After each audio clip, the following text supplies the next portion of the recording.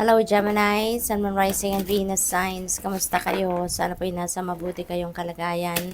Welcome back po sa Star Tarot. Kung bago kayo rito, welcome din kayo. Thank you for your support. I truly appreciate it. God bless you all. Gemini, paunang mensahe po ninyo ay Raven. Ayan, so Shaman, you are the creator and magician. Use your gifts for good. There is power in your wisdom and words. Connect with the elemental spirits and glide through the void. Claim your place as keeper of the mysteries. Ayan, so siguro ang iba sa inyo rito, Gemini, baka spiritual worker din kayo, no? So, maaring ganon, maaring shaman kayo, uh, um, psychic, no? Yung ganon, seer. So, maaring ganon kayo, no? So, merong din kayong connection, no? With the divine. We have the connection with the spirit world. Yung ganon. What else? We have grizzly bear, power. You're very powerful. No? Matatag, matibay, no? Walang makakasira sa inyo, walang makaka-intimidate sa inyo, walang makakapagpatibag sa iyo, walang makakapagpabagsak sa iyo. Yun kayo, no? Sa ngayon, Gemini. Yun ang sinasabi ninyo ngayon sa sarili ninyo. So, napakaganda kasi parang buhay na buhay dito yung inyong inner strength and inyong courage, no? Sabi rin dito, I honor my intuition and go where it leads. Wow. Talagang, ano kayo, you very intuitive kayo, no? Malakas talaga ang inyong mga psychic abilities at maganda rito talagang sinusunod ninyo kung saan kayo dalhin nito, kung saan kayo nililid nito, papunta kayo. Love and gentleness are my real strength. I never give up. I will succeed. Good for you, Gemini. Talagang papunta kayo sa pagtatagumpay kahit ano man ang maging sitwasyon sa buhay ninyo, no? Kayang-kaya ninyong harapin, kayang-kaya ninyong labanan, kayang-kaya ninyong i-manage, no? At walang makakasagabal, walang pwedeng kumontra, 'di ba? Kasi wala kayong uurungan. We have 10 of Wands. Ayan. So, ang iba sa inyo rito, going to close some chapter sa buhay ninyo and you are ready to start something new. This is burden. No, this is burden. Mabigat na to, mahirap na to. Matagal na kayong nagtitiis siguro sa sitwasyon na to. Sobrang bait ninyo, sobrang maawain kayo. Kaya, di bali nang kayo yung magtiis, wag lang yung ibang tao. Di ba? Yung mga ganon. But, maybe this situation is taking a toll on you already. Kaya parang, this is it, no? Parang siguro nagtiyaga na kayo't lahat, nagtiis, ng ganyan, no? And maybe you were hoping, no, na gagaan din ang inyong pagaramdam, gagaan din ang inyong burden, pero it never happened, no? So sa ngayon siguro nararamdaman ninyo na it's about time na for you to ask for help. It's about time na for you to delegate some work, no, or some load kung sa trabaho 'yan or obligasyon, responsibilidad, no, sa tahanan, sa bahay, sa pamilya, you know, depende sa inyong sitwasyon. But now, hindi mo na to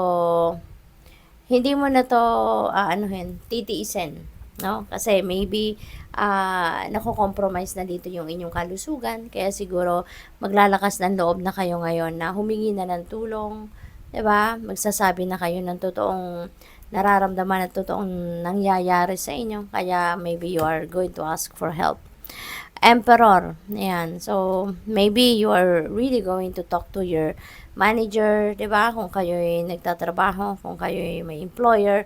So, maybe kakausapin nyo na yung mga higher ups ninyo at magsasabi na kayo ng totoong sitwasyon ninyo sa ngayon, na kailangan ninyo ng tulong, kailangan ninyo ng assistance, yung ganon.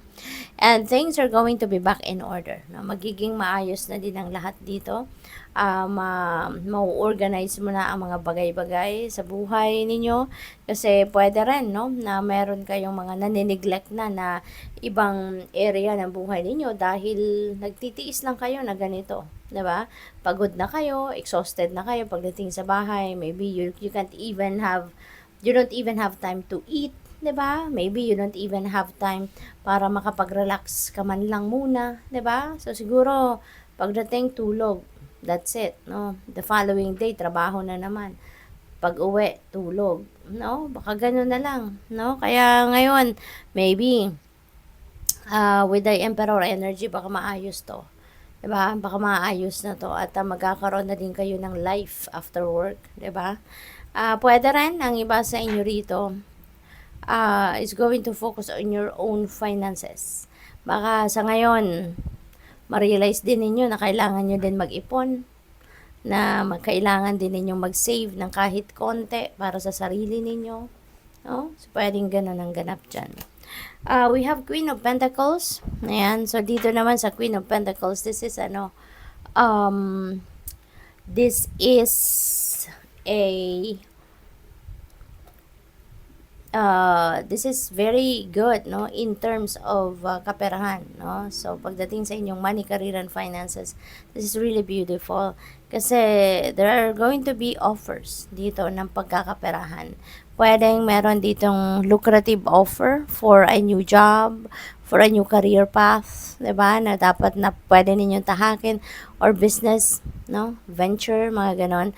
So anything na pwede ninyong pagkaperahan, or anything na makakapagdala sa inyo ng prosperity and abundance, no? May oportunidad na pwedeng kumatok sa inyo diyan.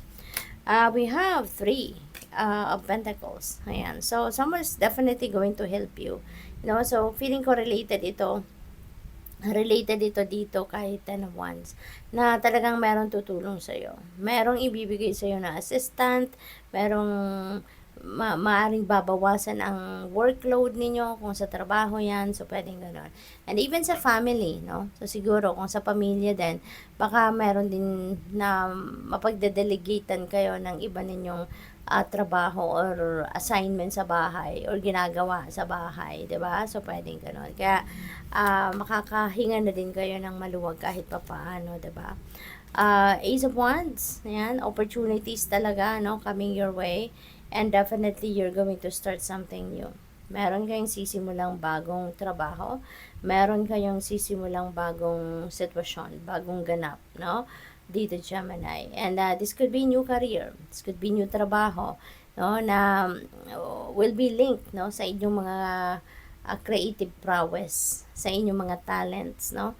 Maaaring magkakaroon ng opportunity kayo rito na ma-display, 'di ba?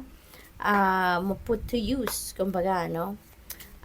Yung ano ninyo, yung mga talento, yung gifts ninyo, yung ganon. What else? We have 1144. This is angel number 1144. There is going to be some kind of divine intervention dito na magaganap, no? The divine is going to intervene sa inyong circumstances, no? At para siguro na maging mas maayos na ngayon ang inyong kalagayan. Lalo-lalo na sa pera, no? Magiging maganda ang kalagayan ninyo sa pera. Kasi there will be prosperity coming your way. May mga big ventures na pwede kayong pasukin sa ngayon. So, mga big time to, no? Na mga ventures na pwedeng talaga maghahatid sa inyo ng big time din na pera. There are fated events, no? Then dito na mangyayari because it's divine timing na. Kaya it has to happen. So, good luck. Thank you for watching. Love and light. Namaste.